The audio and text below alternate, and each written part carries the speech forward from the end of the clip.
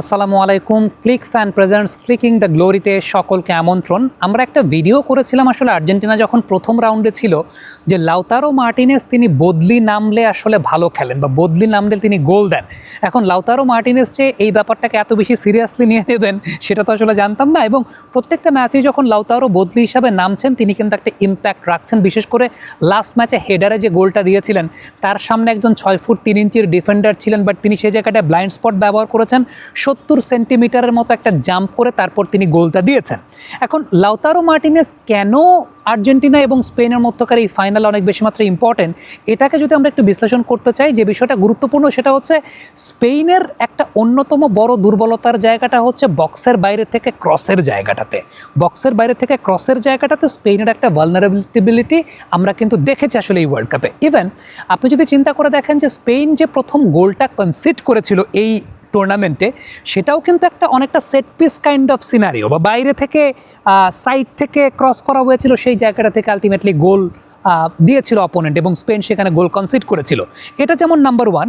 Number 2, পর্তুগালের সঙ্গে ম্যাচে একটা সিনারিও যদি আপনি কল্পনা করে দেখেন, যে ওই সিনারিওটাতে ডান দিক থেকে কিন্তু ধরেন একটা ক্রস যখন করা হচ্ছে, কুকুরেয়া সে জায়গাটায় ছিলেন, তিনি আটকাতে পারেন নাই ওই প্লেয়ারটাকে পর্তুগালের, দেন ক্রস করা হয়েছে, বাট আনফর্চুনেটলি সেই ক্রসটা ফিনিশিংটা আসলে হয় নাই।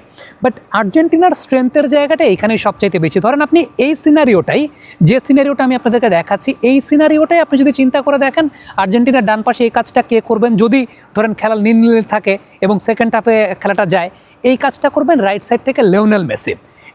এই কাজটা রাইট সাইড থেকে যখন লিওনেল মেসি করবেন, প্রথম কথা হচ্ছে আর্জেন্টিনার নিয়ার পোস্টে সেই জায়গায় ম্যান অকুপাইড থাকবে, আর্জেন্টিনার ফার পোস্টে লাউতারো মার্টিনেজ থাকবেন, তিনি ব্লাইন্ড জোনটাকে ব্যবহার করবেন। So Lautaro Martinez is going to be very vital. আপনি যদি স্পেনের খেলাটাকে ডিকোড করতে চান বা স্পেনের খেলাটাকে ডিকোড করেন, তাহলে সেকেন্ড হাফে আর্জেন্টিনা যদি ফার্স্ট হাফে গোল বের করতে না পারে, বা যদি ধরেন পারলো, সেকেন্ড হাফে লাউতারো মার্টিনেজ যখন নামবেন, এটা তিনি গোল দেন কিংবা যেই গোল দেখ না কেন, ডান পাশের এই ক্রসিং সিকোয়েন্স থেকে এই জায়গায় কিন্তু আর্জেন্টিনার গোল স্কোর করার পসিবিলিটি বাড়বে।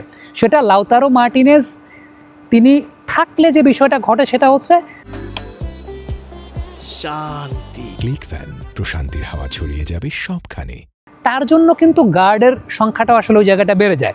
সো একটা বিষয় তো উল্লেখযোগ্য, সেটা হচ্ছে ম্যাকঅ্যালিস্টার বলি কিংবা সেন্টার ব্যাক পজিশনের যেই থাকুক না কেন, তারা তো ওই জায়গাটাতে যাবে।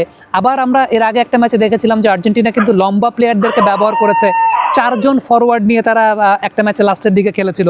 সো এই ক্রসিংয়ের জায়গাটা লাস্টের দিকে that is going to be very vital, এবং সেটার জন্য লাউতারো মার্টিনেজের মাঠে নামাটা খুব গুরুত্বপূর্ণ। কারণ তিনি গোল দেন বা না দেন, তিনি ডেফিনেটলি ওই জায়গাটায় এমন একটা কাজ করতে পারবেন যেখানে আসলে ডিফেন্ডাররা তাকে নিয়ে অকুপাইড থাকবে, ইভেন তিনি ব্লাইন্ড জোনটাকে খুব ভালো ব্যবহার করতে পারবেন। আমি ওই পর্তুগালের ম্যাচটার এক্সাম্পলটা আপনাদেরকে এই কারণেই আসলে দেখানো হলো, যে ওই জায়গাটাতে আপনি যদি চিন্তা করে দেখেন, যে আর্জেন্টিনা হলে রাইট সাইড থেকে মেসি ক্রস করতেন, এবং যেই ক্যালিবারটা লাউতারো মার্টিনেজের আছে, আমরা এর আগের দিন আপনাদেরকে দেখিয়েছিলাম যে 70 সেন্টিমিটার লাউতারো মার্টিনেজ জাম্প করেছিলেন।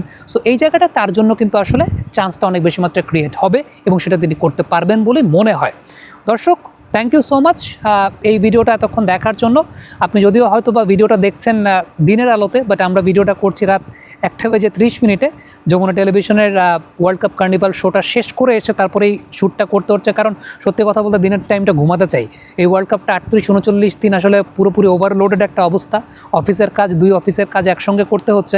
সব কিছু মিলিয়ে আপনারা দোয়া করেছেন দেখে আমার কাছে মনে হয় যে এখন পর্যন্ত আপনাদের সামনে দাঁড়িয়ে আছি, কারণ দিন শেষে আপনাদের দোয়া ছাড়া আসলে এই ওয়ার্ল্ড কাপটা কাভার দেওয়া পসিবল ছিল না। কারণ 2 অফিসের যে প্রেশার, 2 অফিসের যে কমার্শিয়াল ইম্প্যাক্টের জায়গা, ডেফিনেটলি কাজ করতে তো মানে আমারও কষ্ট হয়।